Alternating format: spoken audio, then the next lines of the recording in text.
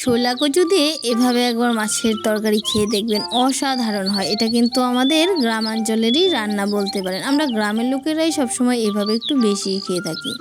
নমস্কার, আমি অর্পিতা। গ্রামাঞ্চলের সব পুরনো রান্না পেতে আমার চ্যানেলটি অবশ্যই সাবস্ক্রাইব করে রাখবেন।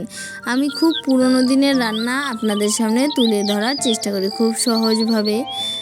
আশা করছি আপনাদের অবশ্যই ভালো লাগবে। চলুন দেখে নেওয়া যাক কীভাবে করছি। প্রথমে মাছগুলোকে নুন হলুদ মাখিয়ে ভাজতে বসিয়ে দিলাম। এদিকে কচুটা ছুলে নিয়ে দেখুন কিভাবে কাটছি। এরকম ছোট ছোট পিস পিস করে কেটে নেবেন, খুব পাতলা পাতলা করে।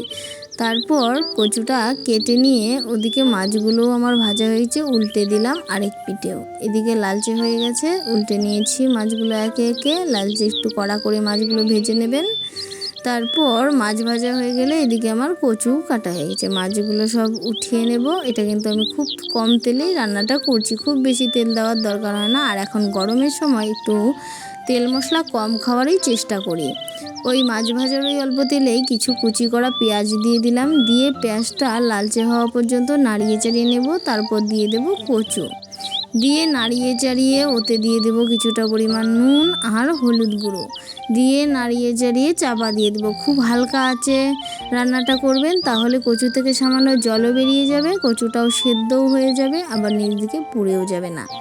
নাড়িয়ে চাড়িয়ে নিয়ে আবারও চাপা দিয়ে দিলাম। এরকম করে কিছুক্ষণ ভেজেও নিতে হবে। এখানে কিন্তু নাড়তে নাড়তে সেদ্ধও হয়ে যাবে, ভাজাও হয়ে যাবে। তারপর দিয়ে দিলাম বেটে রাখা মশলা। মশলাতে ছিল জিরে ধনে লঙ্কা, খুব সামান্য মশলা, আর কিছুই নয়। তারপর কিছুক্ষণ সময় ধরে কিন্তু কষিয়ে নিতে হবে। এতে কি হবে, না হলে মশলার একটা কাঁচা গন্ধ থেকে যাবে। একটু সময় ধরে হালকা আঁচে কষিয়ে নিলেই এর কিন্তু গন্ধটা চলে যাবে।